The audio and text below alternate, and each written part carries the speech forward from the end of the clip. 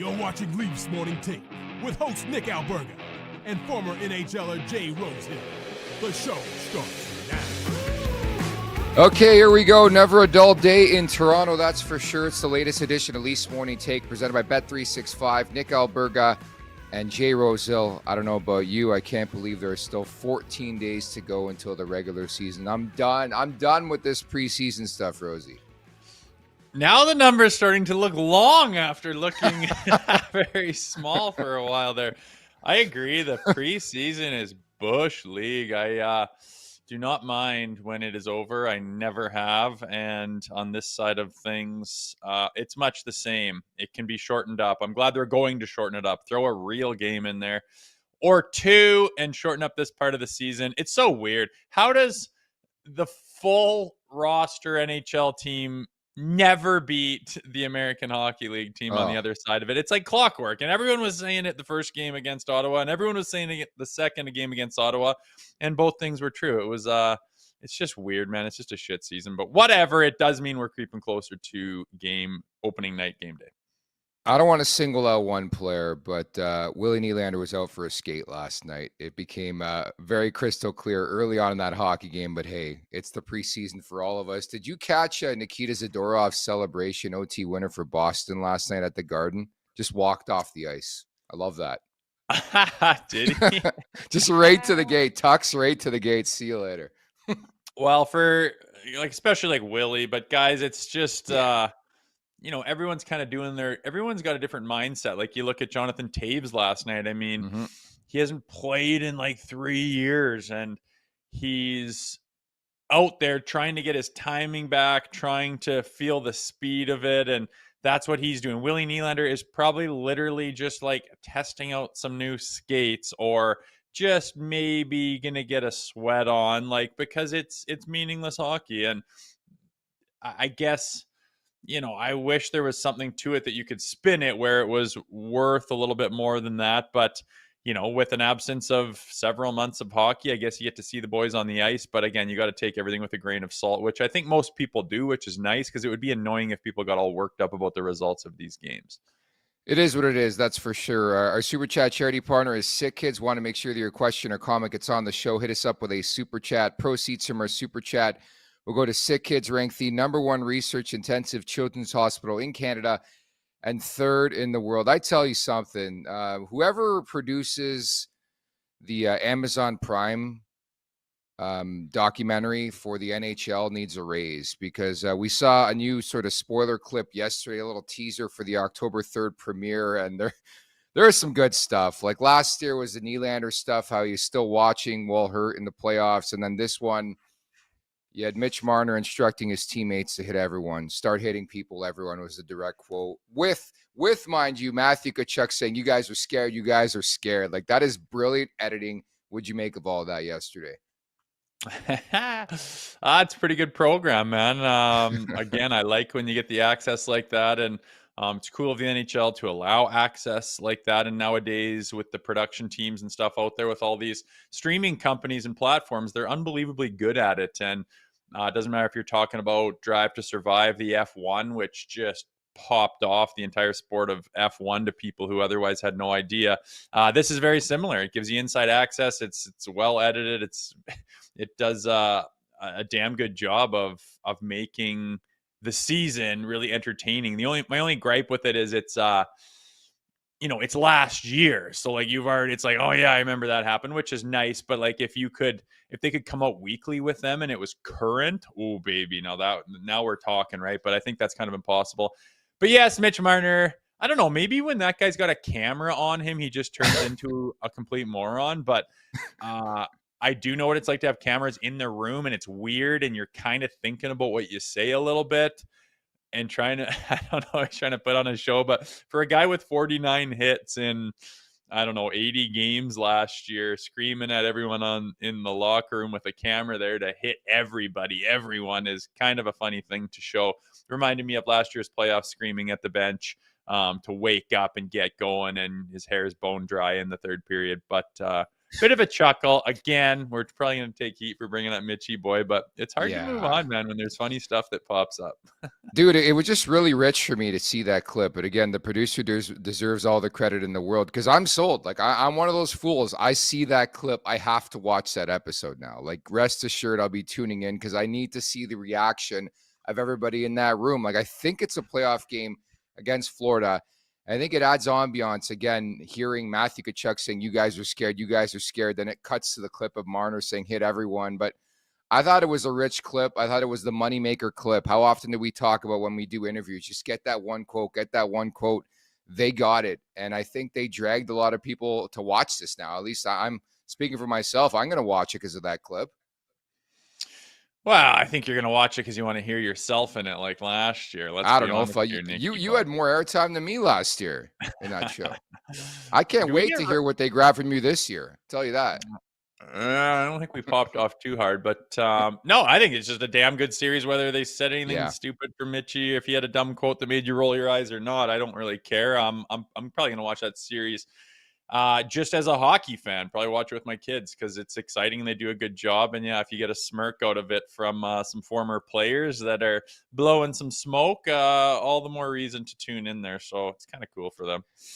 So what did you make of Auston Matthews in warmies? That was the big delegation on social media. What's gonna happen in warmups? Who's Matthews gonna do his pass back and forth with no Mitch Marner? He puts a smiley face on the dot, and this is a couple days removed from saying he doesn't want to field any more Mitch Marner questions. But that's gonna allow people to think about Mitch Marner. So like, which way is it? Is my question. But social media. What's the smiley face on the dot?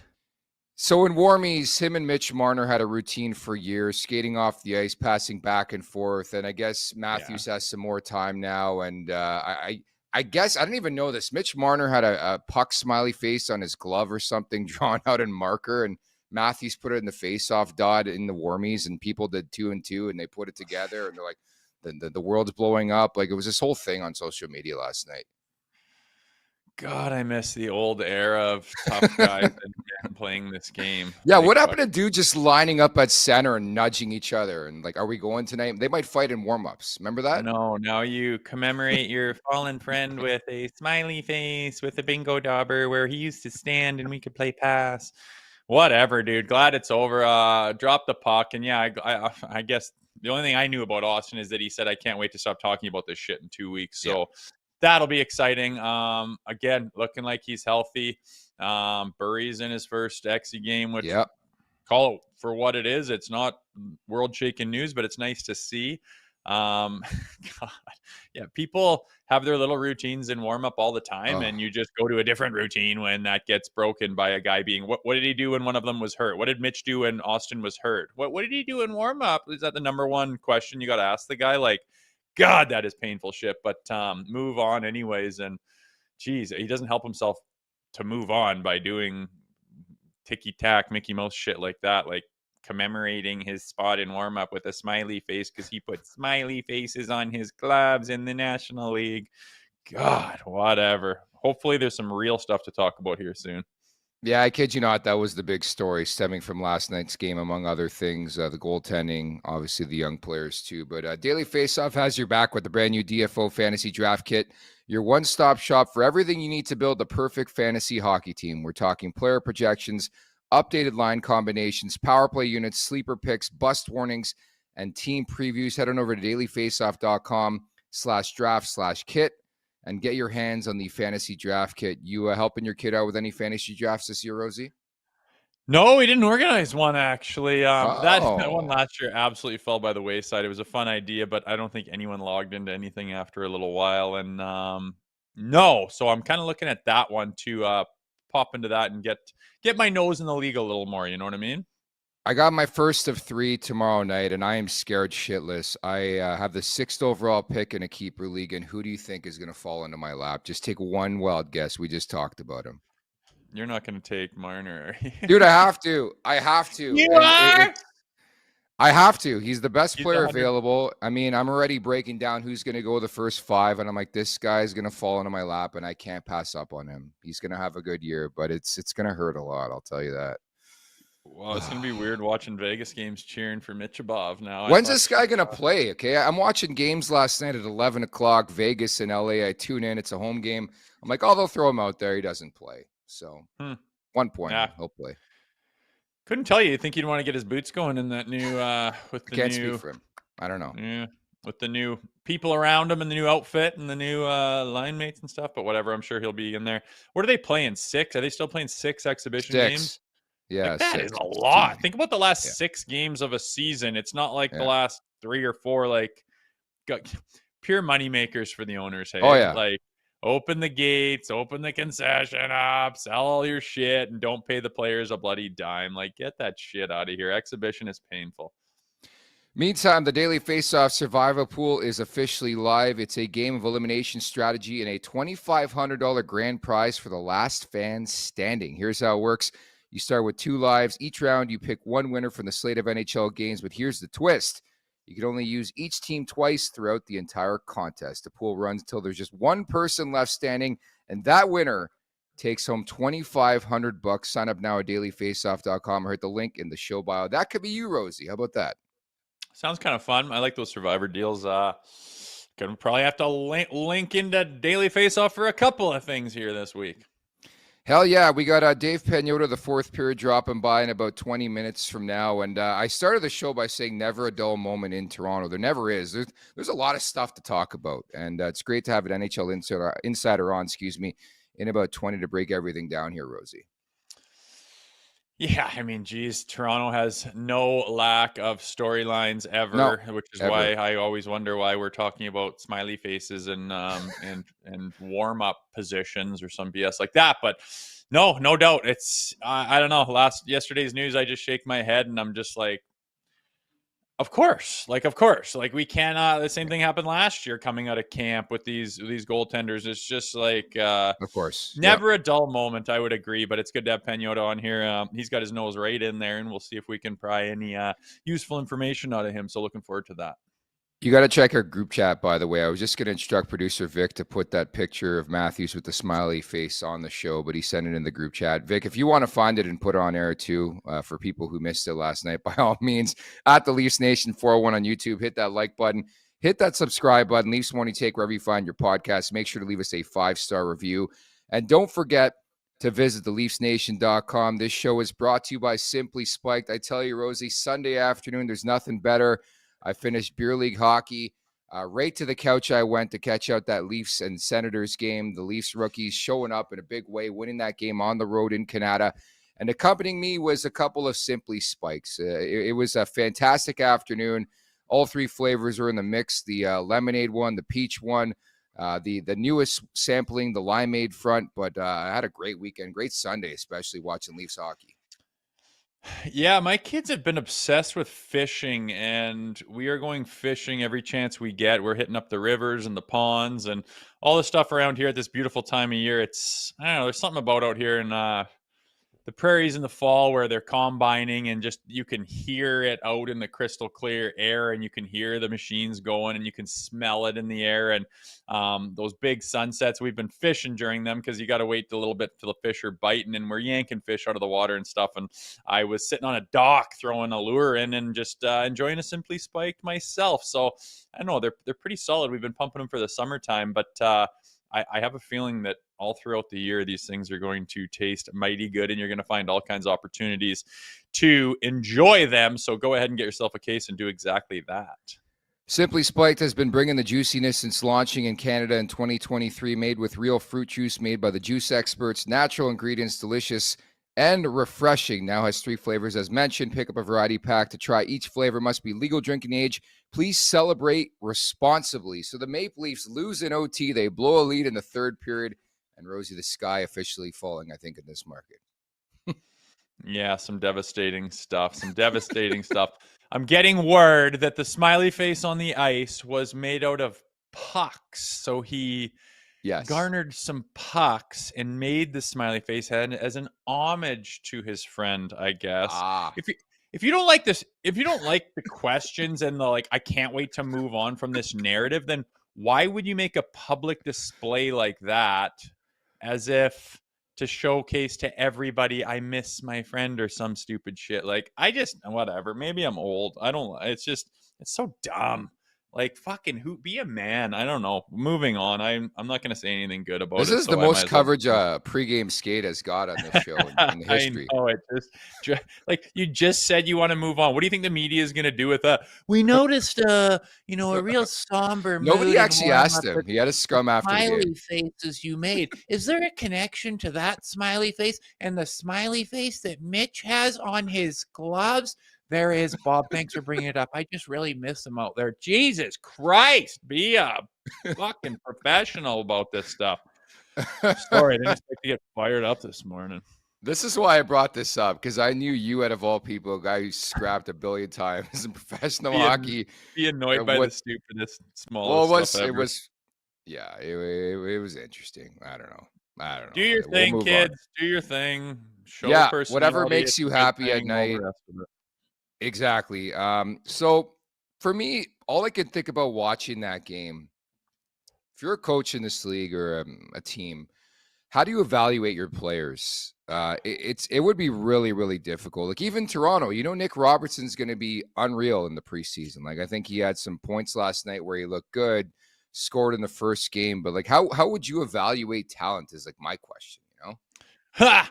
I don't know, dude. I'm picking these AA teams, and it's all on my shoulders as the head coach, and it is so hard because you have these skill sessions, then you have these scrimmages, and it's a mix of all the different players throughout the levels that all start off at the top, that where they try out and they funnel down, and it's just like, man, this kid is a skating savant. Look at the way the puck feels so light for him. He protects it. And then you get him into a little bit more of an intense actual game, and it's like he's never skated before, and the puck's a grenade, and you're like, what happened? And I think it's a little more refined at the NHL level, obviously. But yeah, Nick Robertson is famous for popping off in those situations and letting his skill fly through. And then you get him into, the roster and into the rotation, and he's playing real games in the league, and he's just an absolute ghost for 10 games straight. And that's not acceptable for his role at that level. So I don't know what you do, but like you say, he certainly makes it difficult on the powers that be by playing hot at times like this, when you need to make a decision and need to make roster moves and need to, put things in stone. Of course he's going to pop off and look really good. Against him is the fact that they know him, and they're just like us. They know that he's prone to doing that and shining on, where a stage isn't quite so bright. So I don't know what you do, but then you say that, and in fairness to him, he's sitting there going, I've done what you've asked. I put in the work this summer. I've gotten better. I'm shining during camp. And what, you're going to put me on waivers? What are you going to do? So it's a tough situation, man. And I'm glad it's not mine, but what do you do in that situation, particularly on that fourth line right wing? Is it just up to Yarncroke, Cowan, and Robertson right now, or how do you evaluate this part of the season? Yeah, it's exactly it, right? I think my major storyline last night, one of them was like Easton Cowan and Ben Danford did not look out of place. Benny Danford played with Oliver Ekman-Larsson. They look like a solid pairing. I think the best compliment you can give in the game is that you didn't notice Danford. That's what makes Ben Danford, and he's like a mini Chris Tanev. I mean, I'm always careful with that correlation. Obviously, his favorite player, one of his favorite players the last 10 years, but very, very steady. We'll see how he does against a full NHL roster moving forward, but I was really, really impressed. And Easton Cowan, I don't know how much you want to read into what Craig Berube had to say after the game, but part of the quote was said, the conversation I had with him before camp, he's doing those things, which leads you to believe there has to be a bit of a pathway there for Cowan, but he definitely stood out last night, which you'd like to see this early in camp for sure. Yeah, big time. We talked about what it would be like in camp and what that path could be for him. And I think it's easier to say in the summertime, but it's just like, yeah, come in and shoot the lights out and, prove you belong and you're on the team, like make the team. That's what camp is about. There's still an old school mentality to training camp of you're there to try to make the team. And then you start to get into the weeds a little more and start to crunch the numbers and look at the depth chart and the potential lineups and who fits with who. And it's like, it's tough to say, but no question about it. He is doing what is asked upon him. Craig Berube is talking about, we had a conversation beforehand and then he's played 2 games and it's like, he's doing all the things that I've asked him to, or that we've said or expected of him. And those aren't big, like he got on the score sheet. They're little things, like things without the puck, supporting positions, things in the defensive zone that I think Craig Berube is looking for out of a young player to say, hey, listen, you got away with that shit in junior, but this is the big league and you're going to have to be real sharp on X, Y, and Z. By all accounts, he's doing those things. So can he play his way onto this team? I think so. Where is that? Hard to say. And I also think that he could play his way on to being the 4th line guy, but them saying, we don't want you to be the 4th line guy. We want you to go to the Marlies and work on your skills and stuff so that eventually you are going to take the spot of one of those top to middle 6 guys. I think that's also possible. And you could say that's not fair, but the world's not fair and the league's not fair. And it doesn't work like that where everything is equal. So it'll be interesting to see. But by all accounts, the prospects you're talking about are playing well and showing up and showing through. And that's just a great sign for us, as we don't have full cupboards full of prospects where we can just waste a bunch of them. The ones we have look pretty solid, and that's a big thing.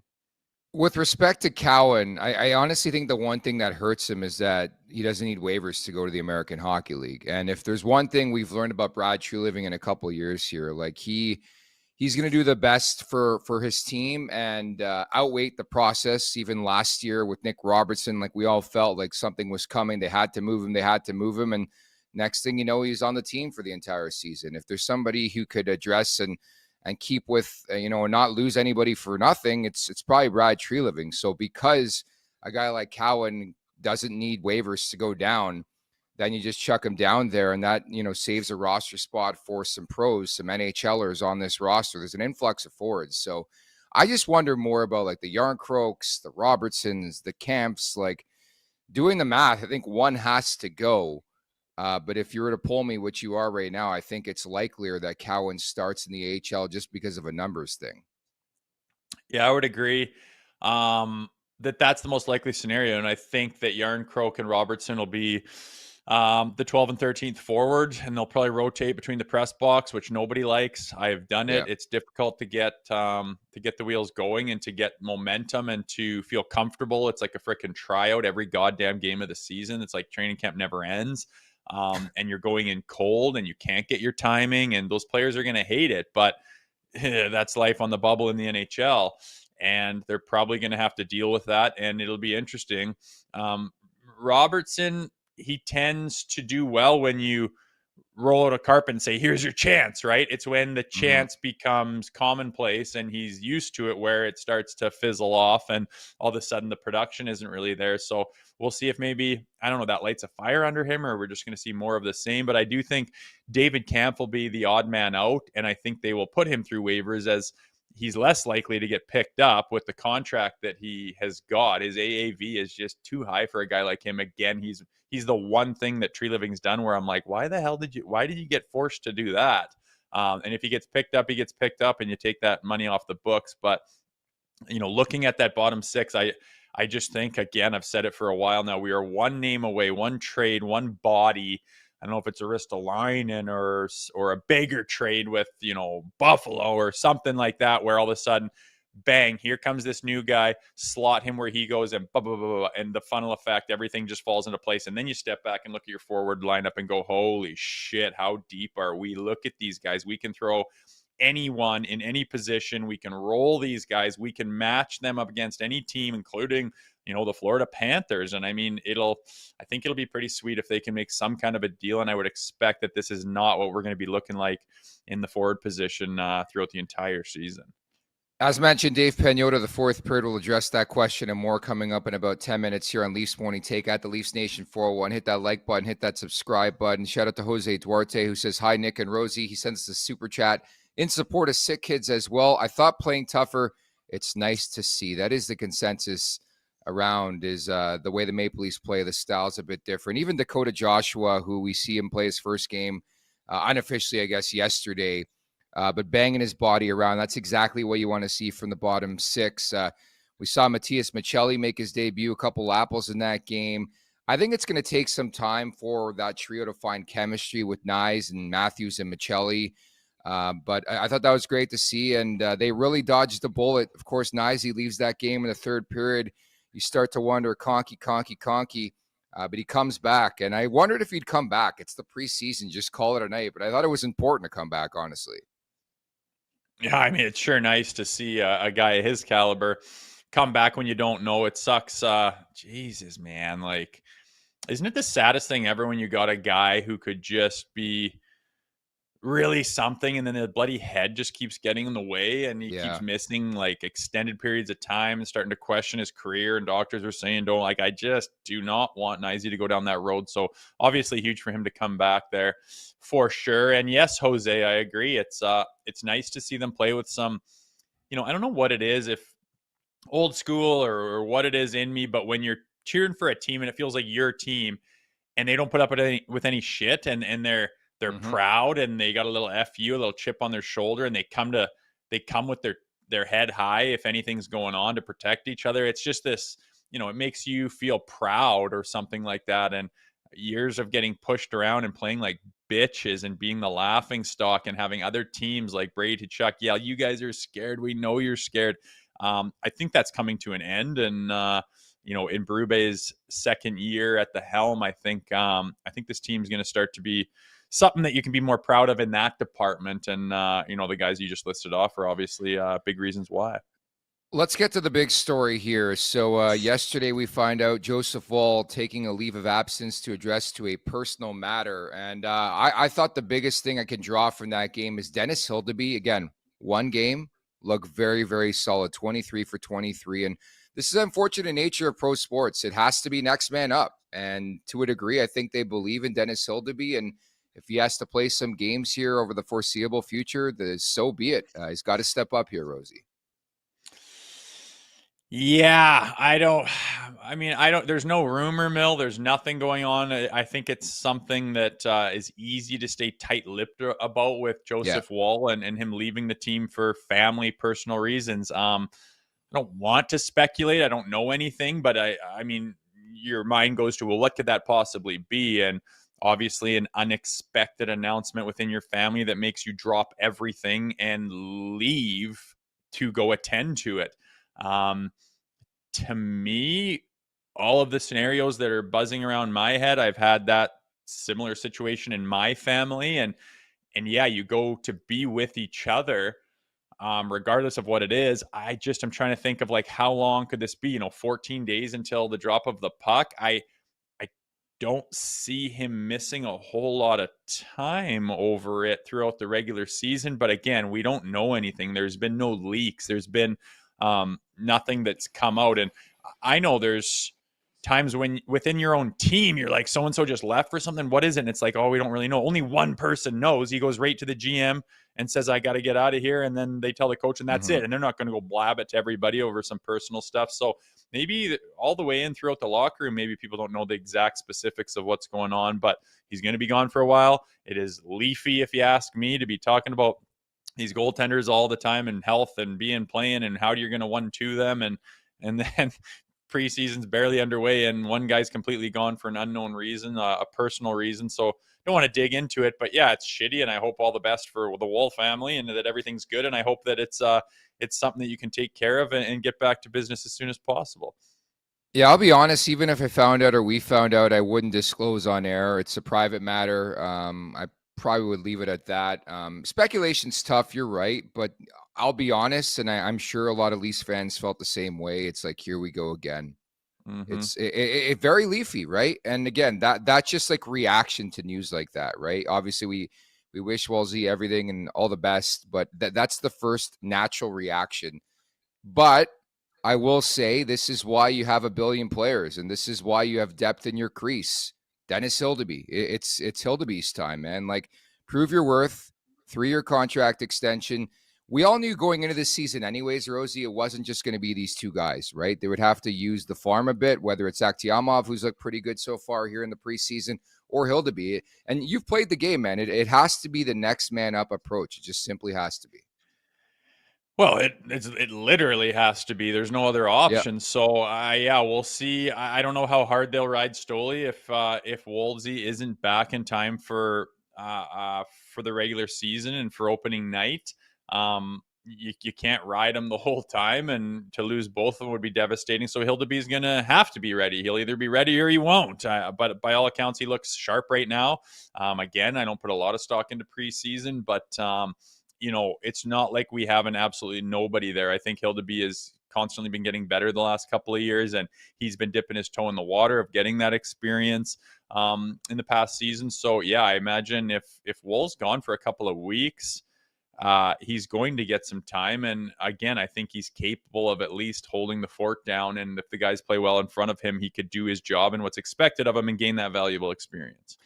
At the Leafs Nation 401, hit that like button, hit that subscribe button. As mentioned, never a dull moment in this market as we bring in the fourth period's NHL Network and NHL Network Radio's David Pagnotta. Dave, thank you so much for doing this. What was your initial reaction when you saw that Woll news go down? Unfortunate, obviously. Personal matter, as you guys were discussing. So, we don't want to jump to any conclusions by any. It's a good thing they have Anthony. Let's put it that way. So you've got a guy who's big contract situation, but also a guy who can hold down the fort, proved he could do it last season. Let Woll handle whatever he has to handle, and you can fund moving forward with the other guy who held things together for you last season. Dave, we're going to try to reconnect with you. We're having a bit of connection issues there. So we'll get Dave back in the mix here in mere seconds. Maybe we can just reconnect here. But yeah, I agree. I mean, this is why you build the depth, Rosie, to have Stoli, to have a guy like Hildeby, to have Akhtiamov. It's for moments like this. And I think you have to give the Leafs credit for building that farm a bit when it comes to the crease. Like, how many years have been talking about the lack of depth in this market, right? Yeah. I mean, it's still Joseph Woll and Stoli, like the values in that tandem and in that tag team. And I guess this will prove that again, as throughout the season we have in the past had both of them go down and for extended periods of time. And it's just really nice to have the other one there, right? Imagine we just had Woll and Hildeby, and then now we're looking at Hildeby and Akhtiamov. Like no good. So we got Stoli still, which is huge. And in my mind, I don't know. I maybe it's because I know him or something, but he's kind of the number one just by a shade in my mind.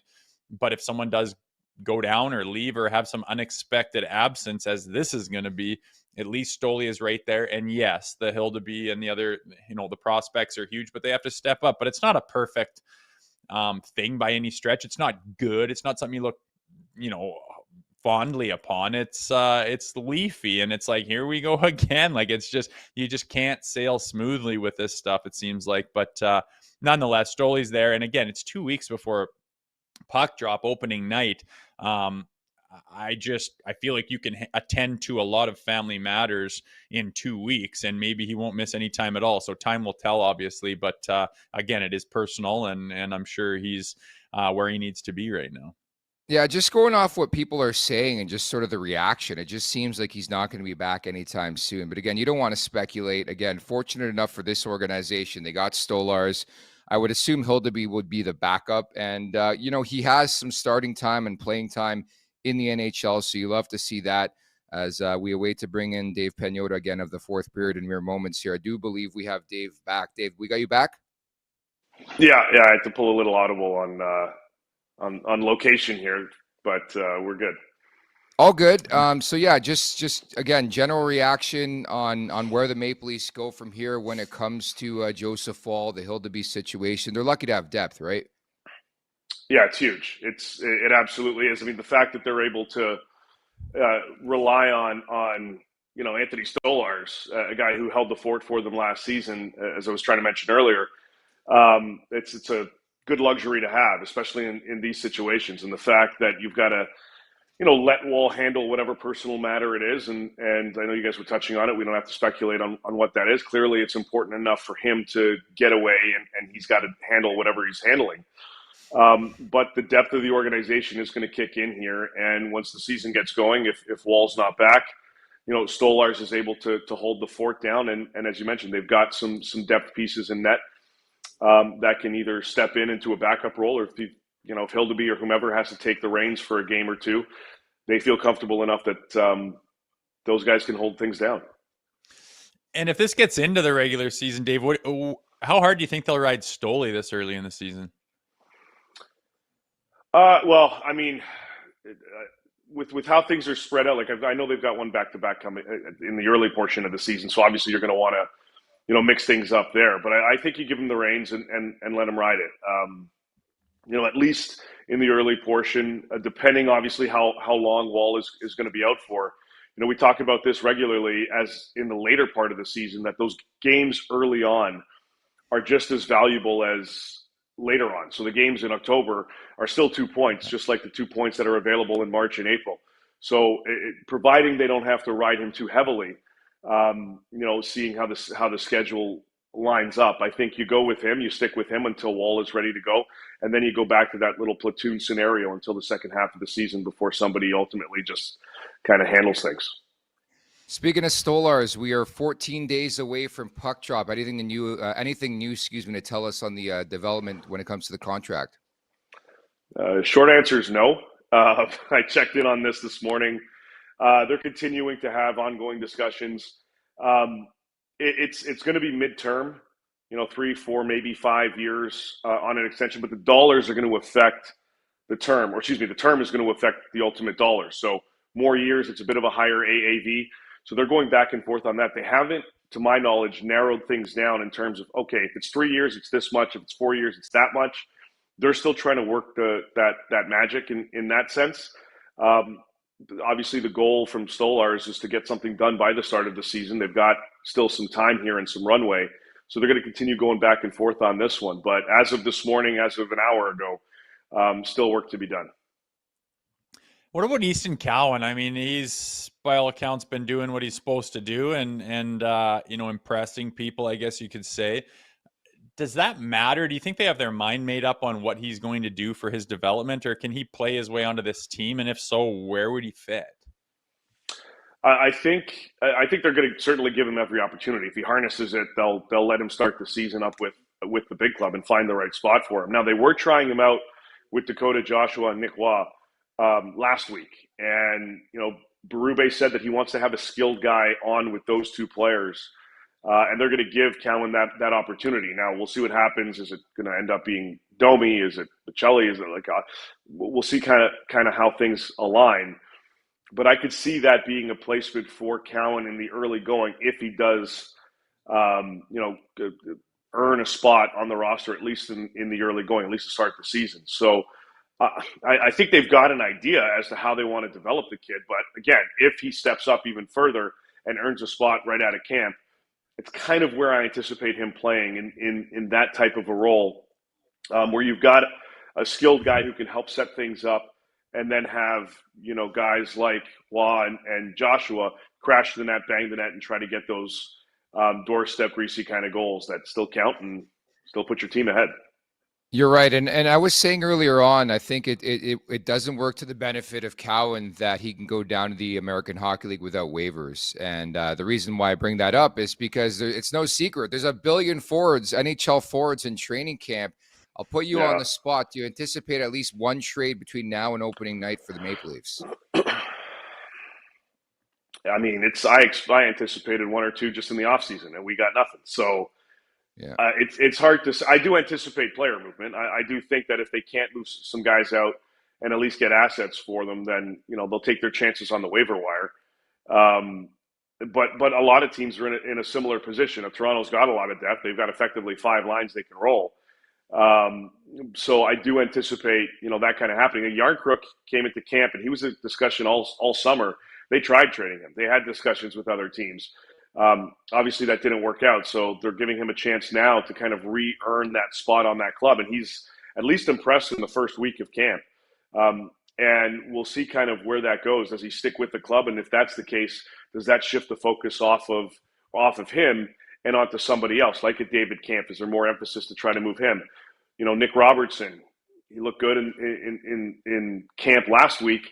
Can he keep that up? And how's that going to affect? Is that internal competition, which is always a good thing, going to ultimately result in one of these guys moving out? Toronto's got a decent enough, position, a good problem to have, so to speak, with all of these pieces. But a lot of teams are like that. And, you kind of want to wait as camp progresses to see which teams deal with injury. And if there are some pieces in a bottom six that are out of the lineup for some teams, then maybe that's where Toronto kind of pounces and at least gets some type of asset back for one of these guys. Yeah, I was going to say everyone's waiting all summer for something to happen and nothing does happen. Do you think it's more likely or less likely as the season gets going here that Treliving can actually make a move? Rosie, I know he's going to try. He's been trying for a while here, and I know it's not what everybody wants to hear, but I mean it takes two to kind of tango here. And I'm talking to some even on the agent side, some of the players that are looking to sign contracts right now that still haven't locked into extensions. Kyle Connor, Adrian Kempe, everyone's kind of waiting to see how the market is going to bear in that regard. I think it's similar on the trade front because so many teams have additional cap space, not only now, but going into next season and on. Everybody kind of wants to wait. It's almost wait and see mode. That's kind of what it was in the summer. Like there was no sense of urgency to try to make a move. Trees acknowledged, and he did it last Tuesday, talking to the media that, if I can get another top six guy, I'd like to do that. But you got to kind of see where things are at. I think because of the extra cap space, it gives teams more of an opportunity to make moves in the early going of the season than waiting until the second half or closer to trade deadline. That certainly seems, in talking to some teams around the league, it certainly opens up that opportunity, and clubs are willing to explore that, and Toronto is as well. It's just, again, it's a matter of finding the right deal, and a lot of these guys are master negotiators, so they try to outsmart each other and wait things out. We'll see if that factors in, or if some of these teams can address a hole or a need earlier on in the season. I think Toronto's certainly open to doing that. Yeah, I was listening to an interview with a specific player last week, and he said it's a feeling. When he gets the feeling, he's gonna sign his new contract with his team. But I wanted to ask you about Jack Roslovic. Like, we need a live cam on this guy. What is he up to? He's not in training camp. He's waiting for a new contract. And B, are the Leafs still horny for Jack Roslovic? I mean, I don't know how horny they were to begin with. I think he was an option. Okay. I don't think they were super hard or anything like that. Like, they were interested in the situation. If an opportunity arose, but clearly it hasn't yet. And he's waiting as well. Like, he's kind of just standing there. He's doing his off-ice training himself, but he's kind of just waiting for that opportunity. He feels and his reps feel that, he's beyond right now the PTO route. We'll see kind of where things go. Maybe, I'm sure there's going to be some offers and some interest from overseas. So at least he'll have some type of options available to him. But in terms of the NHL, mid-six caliber player, guy that can be interchanged up and down the lineup.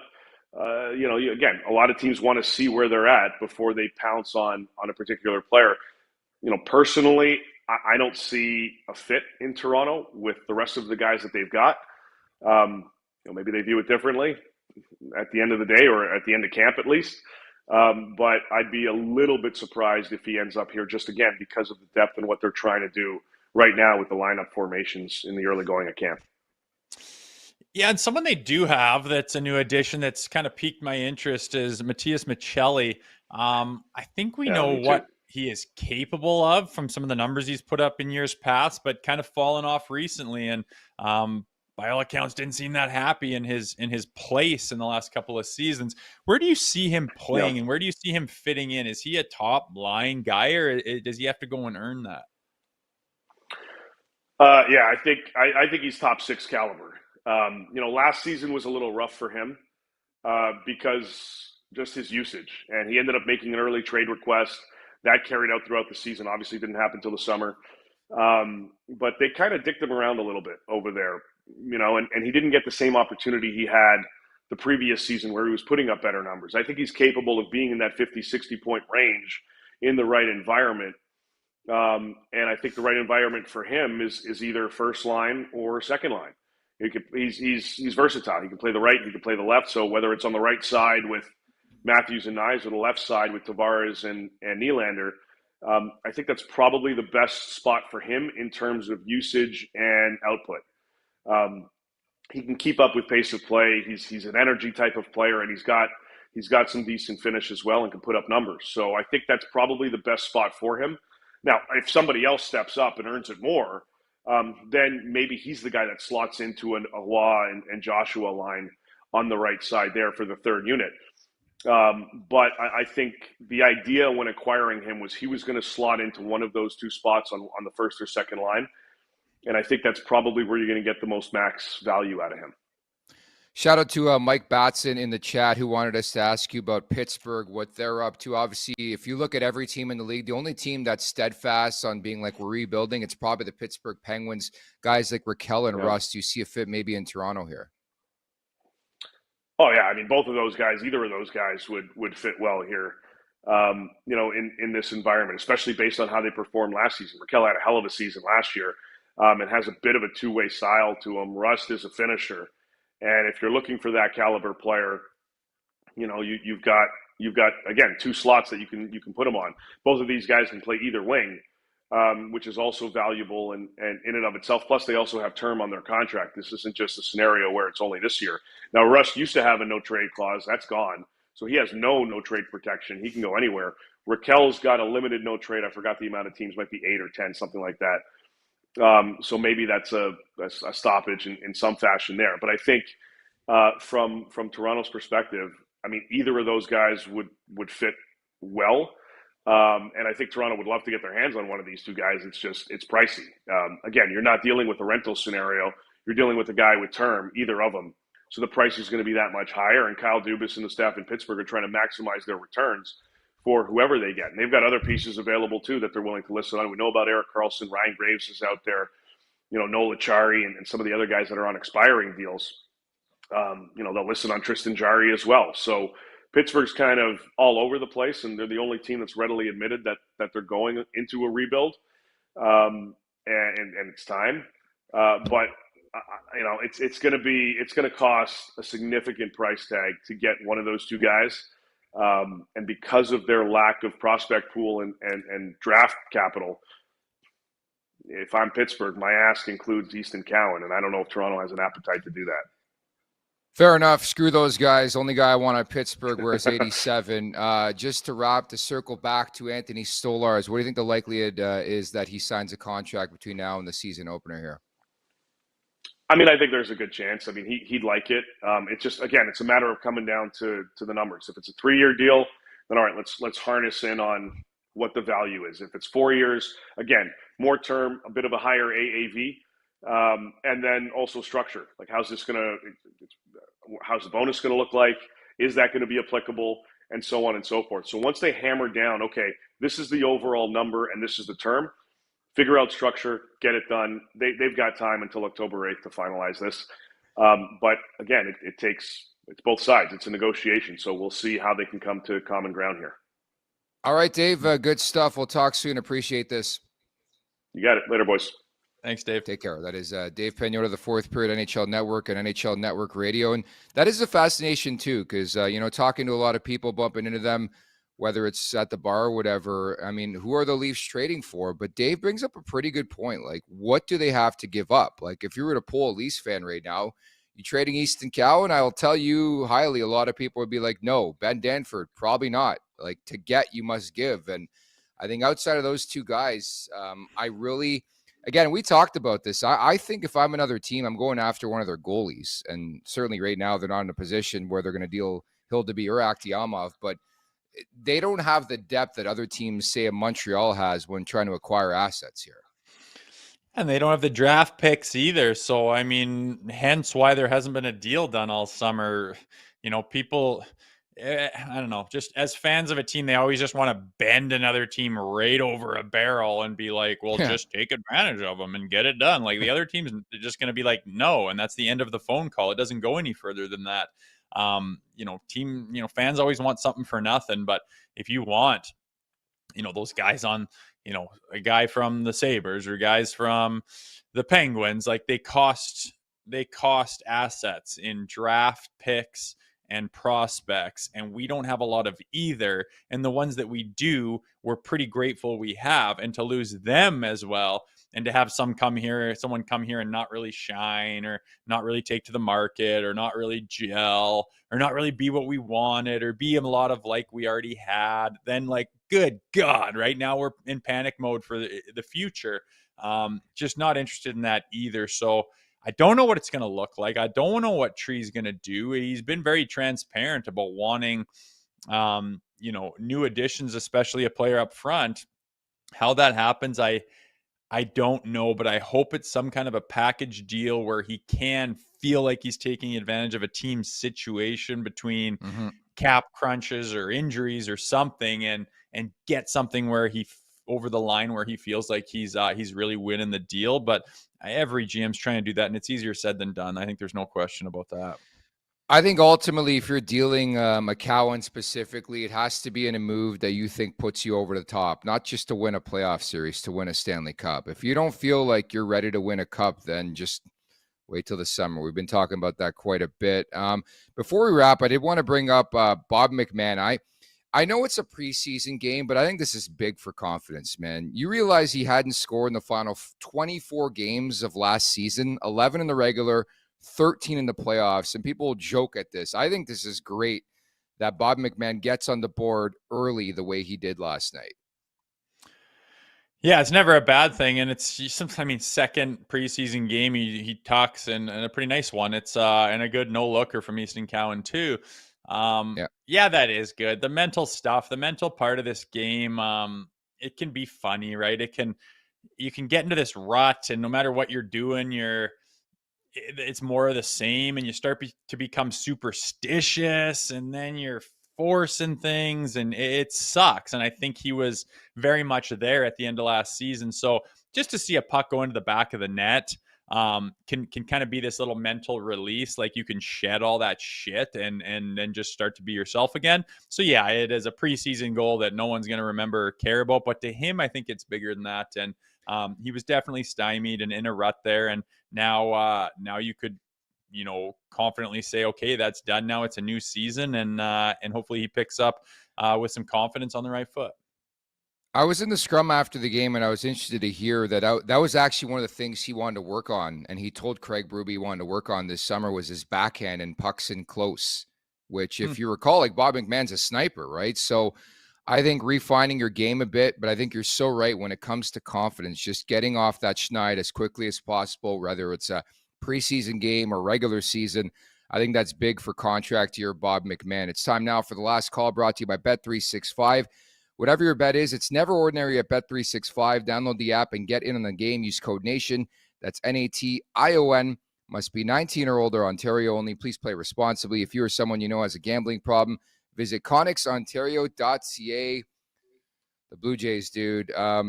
This is a tough one tonight. They're dogs at home. Max Scherzer on the hill, and that's because they're taking on Garrett Crochet, who's an absolute stud. But they got a 1-game lead, technically a 2-game lead now, because they have the tiebreaker here with the Yankees. But plus money, I believe in Max Scherzer because he guessed it on this show. He's a future Hall of Famer. This is why they got Max Scherzer. I think the Blue Jays win this game. Money line, Blue Jays against the Red Sox tonight. I got the exact same thing. I didn't know who's on the hill for the Bo Sox, but they got absolutely dicked yesterday with some terrible umpiring, and I don't know if that's just a theme or what, but like, got a 2-run double taken away from them, few strikeouts that were just not strikes, like shit like that. It really sucks at this time of the season when things matter and these doughheads behind the plate just can't even get it right. I don't know. Again, I'm not a major baseball guy, but it seems like it's just constant, them butchering the calls. And I don't know if they're getting worse or I'm just more aware of it, but it really sucks when human error outside of the players, decides a game in a lot of ways. But when you do get dicked, I feel like you get ready for a vendetta and to come back strong and to right the wrongs of it. And I feel like they're going to take the game tonight, especially with Scherzer on the hill, and get it on the money line, which is plus money, and they are at home. Tell you what, I've been dialed in on Blue Jays today, 6-inning stretch, Blue Jays Nation, because there's some controversy, okay? That's like 3 calls in the last week, and who's the number 2 team in this division? The mighty New York Yankees, all right? The fix is in. Some of these calls are like season losing, division losing, and getting the division is so vital. Like, I don't know how you screw that up. It went over the bag. I mean, people who haven't even played the sport can realize it's a fair ball. The Varsho one the other day was unbelievable. It just, some of these plays, you're like, how is this happening? And you really feel like the fix is in. It's Toronto, the lone Canadian team, the New York Yankees behind them with Aaron Judge, one of the best players in baseball. I digress. So, Rosie, back with you on Friday for the latest edition of Leafs Morning Take. We're going to break down Game 3 of 6 here in the preseason, the Maple Leafs and the Montreal Canadiens on Thursday night. How about that? Hoo-hoo! Looking forward to it, and I think my bet will be leaning towards the Ryder Cup that takes off that particular day. So looking forward to that as well. And every day we creep closer and closer to opening night. So look forward to seeing everybody on Friday. Tammy writes in, you guys coming out with new merch this season. Not sure, Tammy, but rest assured you better be at the Nation vacation. Can't tell you where it's going to be, but we will in like 2 weeks from now. So stay tuned for that. Will you be our model for the new merchandise, Tammy? That's the request. We're all wondering, didn't want to ask. Now we've asked it. I'll ask it. Me and Tammy are tight like that. We'll see. We should get up. Give us some ideas. Send us some DMs about some merch ideas that you think would pop off, and we'll get them in the woodworks potentially to wear. On Come to think of it, I think we got a swimsuit line coming. Now you're crossing the line, Nick. I didn't say anything. Anyways, that's it for today. Leafs 1-0-1 here in the preseason. Thank you to Dave Pagnotta of the fourth period for dropping by. Any last words, Rosie? Mine are just don't get hurt. October 8th can't come quick enough here. I know. Let's get Woolsey back. Hopefully the Woll family is okay and they are taking care of business and he can get his mind back on hockey as soon as possible. But yes, a very leafy development yesterday. I think we will survive though. Thank goodness for Stoli. Our female contingent very strong here at the Leafs Nation, and we appreciate all of you. Sherry Radway, go girl, giving it to Tammy here a bit. So there's a girl revolution. We love that. We take all types here at Leafs Morning Takes. So off to a really good start this season. I know a lot of people have been asking. We're going full bore starting Monday, October 6th. That is the season premiere of season 4, man. We're almost at 5 years together. What the hell? You kind of jumped ahead there a year, but yeah. Done 3, starting 4, right? Yes. We're almost at 5 though. That comes after 4. After next year, we'll be in our 6th year. It's crazy. You can spin it however you want there, Nicky. But yeah, we've been pounding out some shows. I wonder how many episodes. Yeah, it's good though. Excited for this one in particular. It could be a big year for the old Maple Leafies, and I can't wait to get started for real, so we can actually put some rubber on the pavement here and see what this group looks like, man. Yeah, I was just thinking off the top of my head, new merch, maybe like a smiley face. We'll leave it at that. Thank you to producer Vic at the Leafs Nation 401. Hit that like button, hit that subscribe button. Check out the LeafsNation.com. For Jay Rosehill, I'm Nick Alberga. We'll talk on Friday. Take care. Make sure to check out more of our content right here on the Leafs Nation YouTube page. We got long-form interviews, we got clips, we got epic rants by Jay Rosehill. We simply have it all. And don't forget, you can find out much more at theleafsnation.com. Thanks so much for watching.